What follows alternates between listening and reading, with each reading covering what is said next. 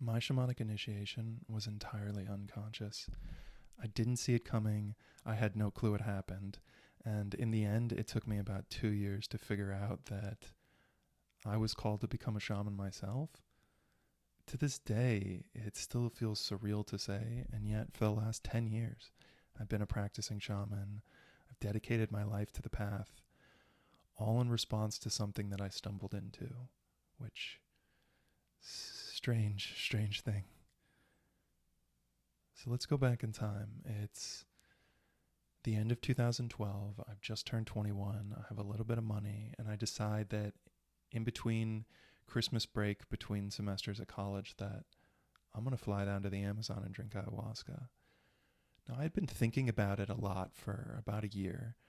I had read the few books at the time that were available. I had read some trip reports, but back in 2012, it was not as ubiquitous as it is today, and it was difficult to find a lot of information out. In fact, I actually found my shaman recommended through some internet forums and emailed with someone, just hopped on a plane and flew down.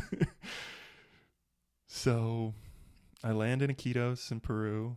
I make my way down to the Amazon, I hop on a water taxi, go 2 hours down the Amazon, an hour down some tributary, and I get dropped off at some dock. The sun is set. Someone's there to greet me. They take me to a little hut. They tell me that the ceremony is going to start in about 45 minutes. Put my stuff down. 45 minutes goes by pretty quick, and I get taken to the Moloco, which is the big ceremonial hut. I'm sitting there on like a little mat. There's a puke bucket next to me. I have no clue what I've gotten myself into. And in walks the shaman, looks me over. He gets set up. He calls me up to his little altar, and I sit down next to him. I'm sure a mixture of absolute terror and excitement in my eyes. And he looks me over and he gives me a big smile, and he pours some ayahuasca in a cup and hands it to me. I choke it down and go sit back on my mat. And of course, wait a bit. 30 minutes goes by, 40 minutes goes by, nothing's happening. To the point where I wonder if anything's going to happen at all. Did I make a mistake coming down here? And right when I'm in that space where I'm really starting to doubt and wonder things, I hear a female voice speak inside my mind. And it says, lay down. So I lay down. And then it says, we're going to show you all the reasons you hate yourself. And before I even have a moment to process that this female voice said were, I feel this intense feeling. And then that voice says, you hate yourself because you're not good enough. And from my toes and my calves and my fingers, it was like the full lifetime emotional weight of not feeling good enough just comes through my body, through my belly, up into my chest. I've like almost completely surrendered to this feeling. Like it's greater than I am. And it comes up and out and just like into the air and dissipates. And I just feel relief wash through me. And then the next reason, and the next reason, and the next reason. And eventually the voice stopped telling me the reasons at all. I was just left with these like primal feelings, hundreds of them, just one after the other, collected up from deep inside of me and let out. And when that ceremony ended and I went back in my room 6.5 hours later, I felt like I had been reborn. Like I was a new man. And the next night, I went back and I drank ayahuasca again. And that time I had a full ego death, full annihilation, and into a void of utter no time, no space, nothing, just infinite darkness. And I ceased to exist. And then, after what felt like an eternity, I'm back on my body, in the floor, laying on this Maloka hut in the jungle, with all the bugs and birds and everything singing around me.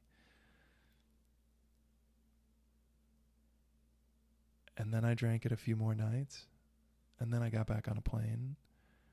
And I flew back 2 days after Christmas. Back in Chicago with my mom.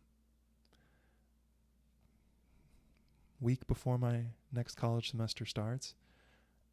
And for about 8 weeks, I just felt on top of the world. Like I had surrendered my full existence and perished and been reconstituted. And the freedom that I felt from that was just unparalleled. I was so in tune with all of my instincts, with life. And then life happened. I had to go back to school. I was supposed to study. I was supposed to pass my classes and have normal conversations with people, and I was still in the jungle. And so for the next 2 years, I struggled to process everything that happened to me. And in some ways, I'll be processing it for the rest of my life. But for a solid 2 years, I had to go from a primitive jungle man back as much as I could into a modern Western young man in an industrialized world. And by about the 8-month mark, I was like itching to just go back to the jungle and drink more ayahuasca. And thankfully at the time, the girl that I was dating was like, what are you doing? Like, you're just running from all the responsibilities that you have here. And it was hard to hear, but she was totally right. So since then, since 2012, I've never drank ayahuasca again and have no intention of drinking it again. Although even me saying that, I don't have an intention. You never say never. And the reason I say that is because after about the 2-year mark, I realized that I went down there thinking I was just going to get healing and face my fears, which I did. I didn't realize that I was being called to become a shaman myself. And at first, that was like a hard notion to grasp. And then I realized that those spaces that I visited benefited me tremendously. And coming back and finding new boundaries as a white Western kid at college at 21, 22 years old, that was harder than the ayahuasca. And I had a foot in both of those worlds. And I realized that a lot of other people were going to go down and do psychedelics. And they were also going to need to put themselves back together in a Western society.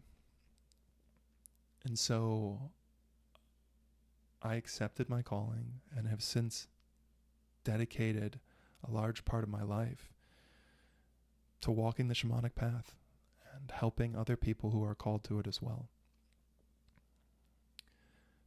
So, there's a lot more details to that story and some other really interesting ones. If you're at all curious, after about 8 years of trying to write this book, Midnight Jaguar, Tales of a Suburban Shaman, I finally completed it, and I'm really proud of it. And I think it paints a really good, vulnerable, honest look of what it's like to be a white Western kid and also practice shamanism. So, check it out.